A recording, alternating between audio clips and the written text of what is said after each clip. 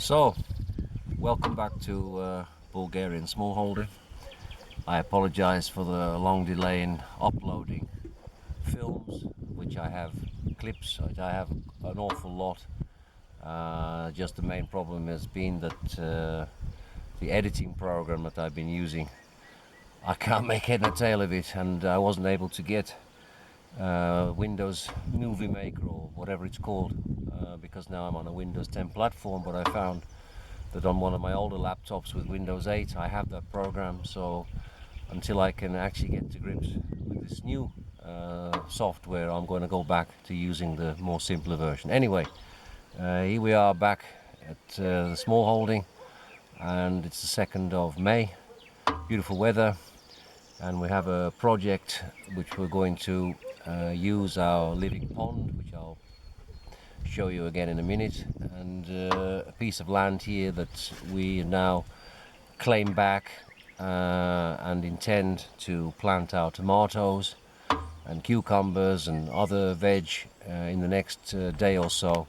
And in the longer term, when I find a good second-hand one at the right price, and you have to be quick, we're going to get a very big, or should I say a large greenhouse here to extend our growing period. But today's project is about putting irrigation into this area so that we don't have to keep pumping water, using fuel, using electricity. We want to try and use the water from the pond to naturally irrigate the area where we're growing. But we need to try to find a way to control the flow, because what we don't want is too much water. We're not making a rice paddy field, hopefully, and if you have too much water, of course, it just rots the roots of your whatever you plant. So I'll fade out and I'll fade back in, and so you can get an idea of what we are doing, why we're doing it, and where we're doing it. Okay, see you in a bit. So this is our living pond project, which I think I uploaded about 4 clips, and actually late last year introduced fish. You won't see them now with the reflection from the light, but there are maybe, I don't know, minimum 100, 200 fish swimming about, small fish in there. And as I suggested or explained before, the inlet comes in over there from the running stream, and it runs out down here, and that takes the water back into the stream. What we want to do now is, I'll have to walk a little bit and try to keep the camera steady, but we want to take the water from the edge of this stream. You can't see very much from this angle because of the weeds are already growing high, and run it across into this now rotivated, cultivated area, which is extremely fertile soil, because nothing has been growing down here except weeds for 40 odd years since the dam broke. But unfortunately for progress, this tree is going to have to come down. It's a willow, and unfortunately a lot of the willow trees here are diseased or quickly become diseased, and it'll come down on its own, and I don't want it crashing down, especially onto a greenhouse. So it's going to come down. But the good side is that it's the right time of year now in May. I'll get as many branches off this I can and stick them back into the ground, and they should root. If I get 60% with willow, I should get 90% if I get the right cuttings. So we bring down one tree, but hopefully we'll make a lot more trees and put them where they're actually needed. So the first job is going to be to get the chainsaw, and Timo's going to cut it. I'm then going to go in with my machete and whatever and try and get as many cuttings, branches, whatever you want to term it, and shove them straight into the deck by the stream, because the willow likes it to have its feet wet. So for the pipe job, Timo's already made the first meter or so, maybe a couple of meters of where we want to run the pipes. It's 110 millimeter standard pipes that you would use for your septic or for your sewerage. Nice orangey colored. I run them across, to this piece of land, and then we'll get suitable size drills. We'll make some runs, some trenches, and we'll put a stopper on the very end, of course, so the water doesn't run straight out, and it should, just by gravity, run down the channels and water the plants they want to put in. But that's the idea. They will see it in practice later and how it works out. Anyway, 110 lever, 50 euros say for all the pipe work. Of course the fuel for the JCB is mine anyway, and fuel for the petrol and the time it takes. But if I get running water and I don't have to pump it, then eventually it'll pay for itself. So there you go. I'll come back later when we have something more to show. Thank you for watching. Bye.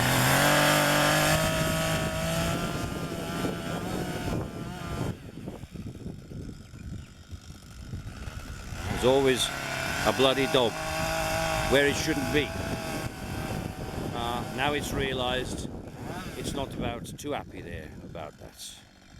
Yeah, they're just getting their first flea and tick treatment of the year, and worming tablets.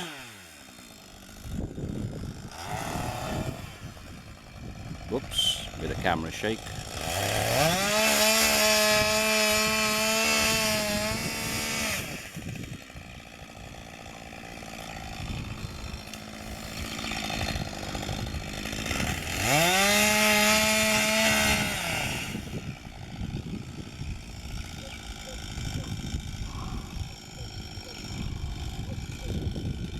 How many meters that is, but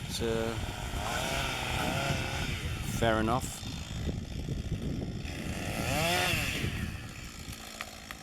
There goes the first part, bump.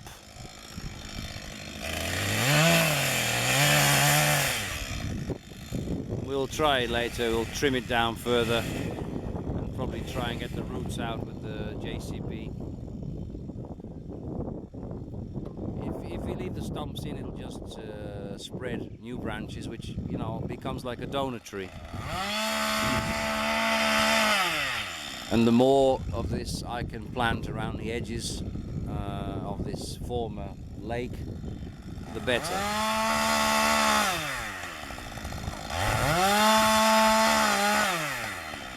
You should plant as many trees as you possibly can in your own lifetime, in my opinion. You're regenerating for future generations to enjoy, if they take care of them.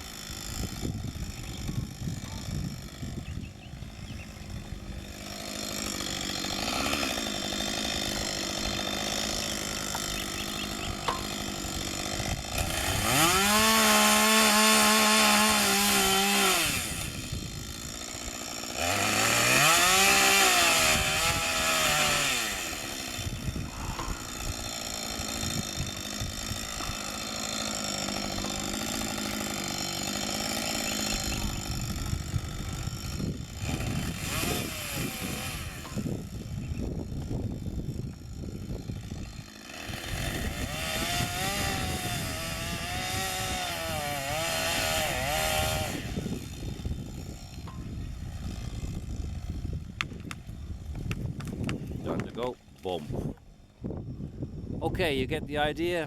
No point filming the whole thing. It'll end up as a 30-minute video, which I don't want to do. Well, if it's all interesting stuff, I'll love you and leave you for a little bit.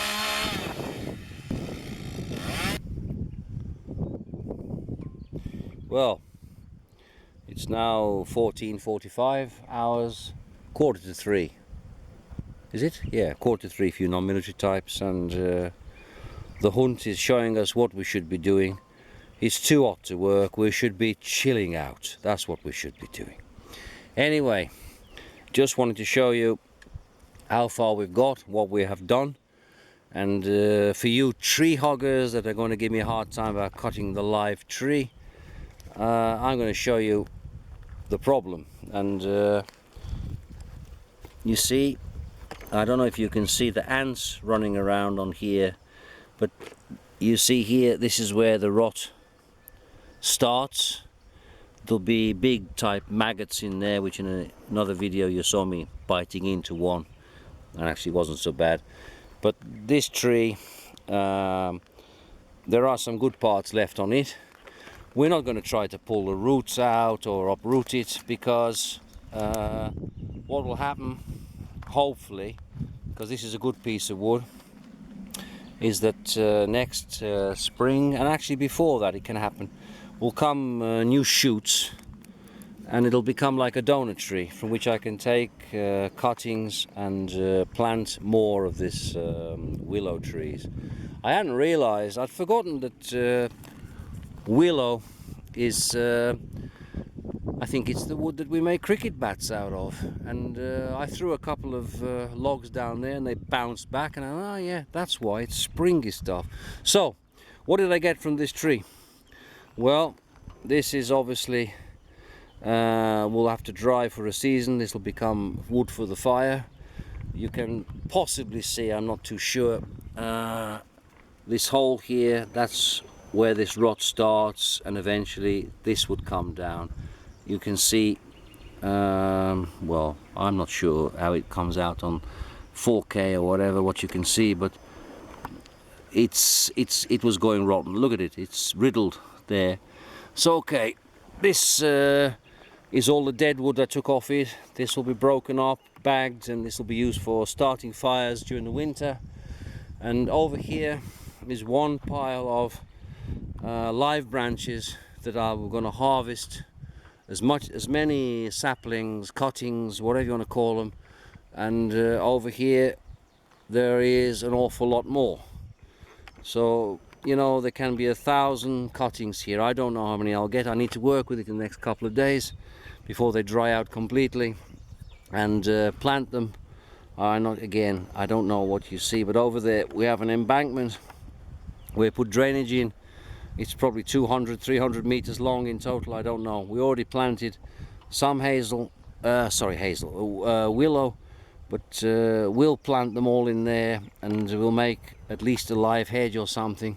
So we have to see how it goes. So back to the main project of the day. This is the piece of land that we've claimed back from the jungle, and where we intend to plant this year a lot of tomatoes and cucumbers and different vegetables, and eventually we intend to have a big greenhouse on here, and we have a lot more land that we can expand on depending on the size of the greenhouse. And as I said at the start of the video, the main reason for what we're doing today is to get irrigation, to get the water channel system in. So gone down with the JCB. So basically we have a row here, can get 2 rows of plants in, a row over there, you can get another 2 in, another one over there, 2 in, another one over there. So it gives us quite a number of rows.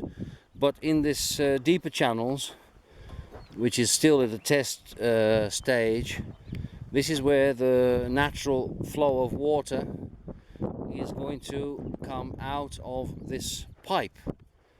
As I said, it's a 110 millimeter pipe. It's coming in from our pond, and Timo has drilled some holes in it, but we also understood that we have some wine corks that I save, because I don't usually throw anything away. I think it could be used, and we can plug these holes as such.